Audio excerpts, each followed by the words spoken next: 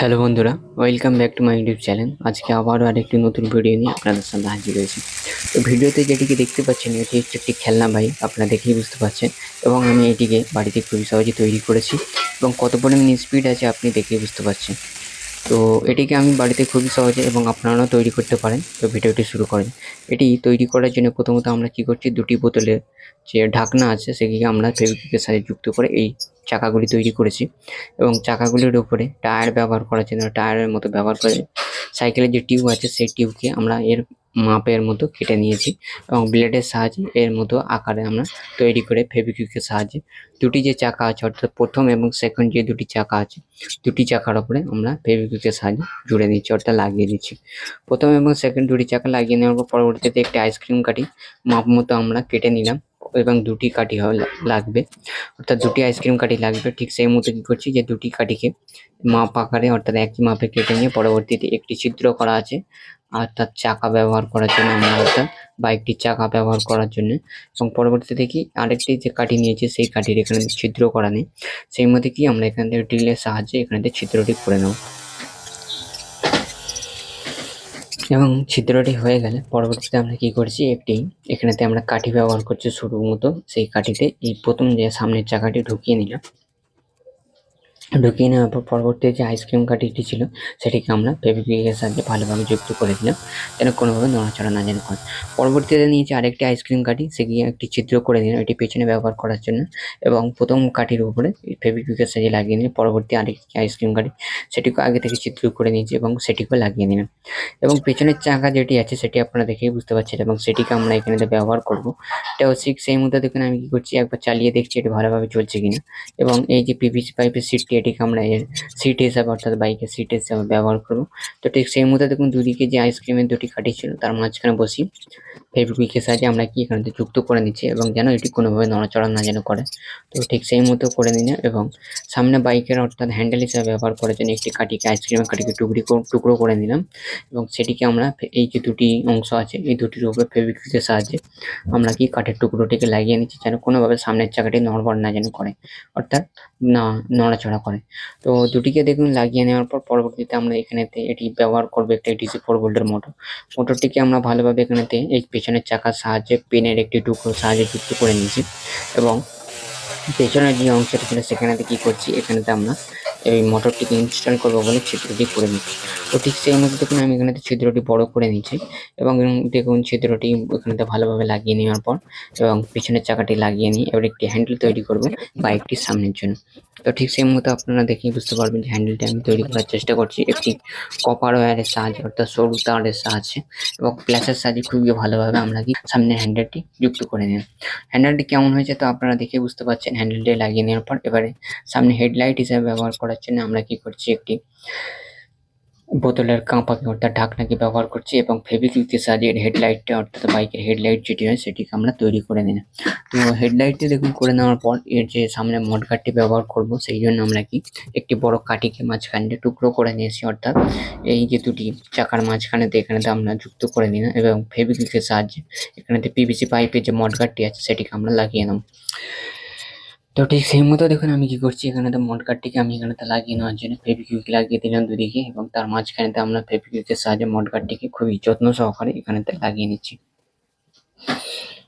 এবং পেছনে যে মডগার্ডটি আছে সেটি ব্যবহার করছি একটি পিভিসি পাইপের টুকরো, সেটিকে আমরা আগে থেকে কেটে রেখেছি এবং সেটিকে লাগিয়ে নিলাম এবং ভালোভাবে রাউন্ড শেপ দেওয়ার জন্য একটি গ্রাইন্ডারের সাহায্যে আমরা কি সামনে মডগার্ডটিকে এবং পেছনে যে মডগার্ডটি সেটিকে ভালোভাবে একটু শেপ দিয়ে নিন এবং ট্যাঙ্ক হিসেবে ব্যবহার করার জন্য দেখুন আমি ট্যাঙ্কের মতো আকৃতি পিভিসি পাইপকে দুটি টুকরো কেটে রেখেছি, পাইপের দুটি টুকরোকে কেটে নিই ফেভিকুইকের সাহায্যে সেটিকে আমরা এখানে যুক্ত করে নিলাম এবং দুটিকে যুক্ত করে নেওয়ার পর তখন মাঝখানে যে আছে মাঝখানে অর্থাৎ ট্যাঙ্কের বডি যেটি আছে সেটিকে তৈরি করার জন্য একটি লম্বা আকৃতি পিভিসি পাইপকে হট এয়ার গানের সাহায্যে আমরা কি একটু বাঁকিয়ে নিয়ে সেটিকে আমরা এখানে ব্যবহার করে নিচ্ছি। তো আপনারা দেখেই বুঝতে পারছেন যে আমি কি করছি এখানে ফেভিকুইকের সাহায্যে দুদিকে যে ছিল অর্থাৎ ডান দিকে এবং বাম দিকে যে দুটি ছিদ্র আছে সেখানে তো যুক্ত করে নিলাম মাঝখানে বডিটিকে এবং মোটরের প্লাস মাইনাসের দুটি তার একটি যুক্ত করে নিচ্ছি, একটি প্লাসের এবং একটি মাইনাসের আপনারা দেখেই বুঝতে পারছেন এবং এটিকে লিথিয়াম ব্যাটারির সাহায্যে এটি অপারেট করবো অর্থাৎ চালাবো। ঠিক সেই মতো দেখুন আমি একটি লিথিয়াম ব্যাটারি ব্যবহার করছি 3.7 ভোল্টের।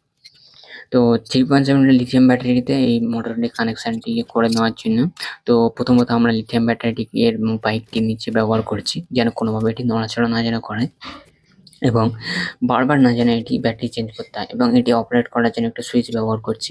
তো সুইচের কানেকশনটি খুব সহজ, আপনারা দেখে বুঝতে পারছেন যে সুইচে অর্থাৎ ব্যাটারি প্লাসের তারটা সুইচে একটি প্রান্তে যুক্ত করবে এবং মোটরের যে একটি প্রান্তের তার আছে অর্থাৎ প্লাস মাইনাস যেকোনো দিলেই হবে, কারণ কি মোটর যেকোনো প্লাস মাইনাস যেকোনো দিলেই এটি ঘুরবে। তো ঠিক সেই মতো দেখুন আমি একটি তার যুক্ত করেছি এবং মাইনাসের যে দুটি তার আছে সেই দুটি তার এখানে জয়েন্ট করে নেবো পরবর্তীতে এবং আপনাদের দেখাবো যে কেমন পরিমাণ স্পিডে চলছে এই বাইকটি। তো দেখেই বুঝতে পারছেন যে আমরা এখানে কানেকশনটি করে নিলাম মাইনাসে। তো এখানে একবার আপনাদের চালিয়ে দেখাই যে এটি কেমন পরিমাণে স্পিডে চলছে এবং আপনারাও দেখে বুঝতে পারবেন যে এটি কেমনভাবে কাজ করছে। তো ঠিক সেই মধ্যে দেখুন আমি একটি সমান আকৃতির জায়গায় অর্থাৎ মেঝের মধ্যে নিয়ে এসেছি এবং এখানে সুইচটা অন করে দেখাচ্ছি। তো সেরকম পরিমাণে স্পিড নেই, দেখেই বুঝতে পারছেন যে ভালো পরিমাণে স্পিড নেই এবং এরকমভাবে চললে কোনোভাবেই এটি ভালো লাগবে না এবং মোটরটি প্রচুর পরিমাণে হিট হচ্ছে। ঠিক সেই মতো দেখুন আমি একটি নষ্ট খেলনা বা গাড়ি গিয়ার বক্স নিয়েছি এবং সেটিকে আমি এই বাইকের মধ্যে ইনস্টল করব। তো ঠিক সেই মতো দেখুন সমস্ত গাড়ি পার্টস এখানেতে খুলে নিয়েছি অর্থাৎ গিয়ার বক্সের এবং গিয়ার বক্সের পাশেতে এখানে আমি ছিদ্র করে দেবো মোটরটিকে অ্যাডজাস্ট করে লাগানোর জন্য। তো ঠিক সেই মতো দেখুন আমি এখানে থেকে হচ্ছে মোটরটিকে লাগিয়ে নেওয়ার জন্য এখানে বড় আকৃতির একটি ছিদ্র করে নেবো এবং বলে রাখি যে ডাইরেক্ট যখন আমি ডিসি মোটর ব্যবহার করছি তখন সেরকম পরিমাণে পারফরমেন্স দিচ্ছিল না বাইকটি, সেই জন্য আমি কী করছি এই গিয়ার বক্সটি ব্যবহার করছি। এবং আপনারা চেষ্টা করলে বাড়িতে খুবই সহজে যে সমস্ত খেলনা গাড়িগুলো অর্থাৎ আছে সেগুলিতে ফেলে না দিয়ে তার যে সমস্ত গিয়ার বক্স আছে সেগুলি ব্যবহার করে এইসব ধরনের যে প্রজেক্টগুলো অর্থাৎ খেলনা গাড়ি কিংবা বাইক অনেক কিছু তৈরি করতে পারেন সেই সমস্ত নষ্ট খেলনা গিয়ার বক্স দিয়ে। তো আপনারা দেখেই বুঝতে পারছেন যে আমি কেমনভাবে এটিকে তৈরি করেছি এবং কী করছি। এই যে ছিদ্রটি আছে অর্থাৎ মোটরের যে ছিদ্রটি আছে সেটিকে আমরা এখানে বড় করার চেষ্টা করছি ড্রিল মেশিনের বুশের সাহায্যে এবং যেন ভালোভাবে এটি অ্যাডজাস্ট বা বসে যায় আপনারা দেখিয়ে বুঝতে সেই চেষ্টাই করছি। তো অনেকক্ষণ ধরে ঘষাঘষি করার পরে অর্থাৎ এখানে ছিদ্রটি বড় করার পরে এখানে এখনো পর্যন্ত হয় না।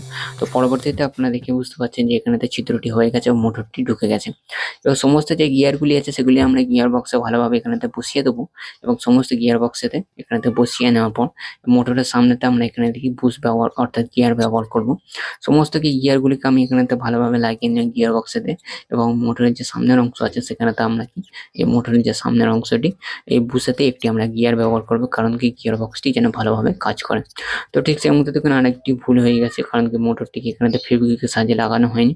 তো ঠিক সেই মতো কি ফেভিকুইকের সাহায্যে আমরা দুদিকে আঠা দিয়ে এবং মোটরটিকে এই পাশের যে সাইডে যেটি আমরা ছিদ্র করেছিলাম সেখানেতে এই গিয়ার সমেত আমরা লাগিয়ে দিলাম এবং সমস্ত যে গিয়ারগুলি ছিল সেগুলিকে আবার পুনরায় কি আমরা এই গিয়ার বক্সের উপরে লাগিয়ে নিয়েছি।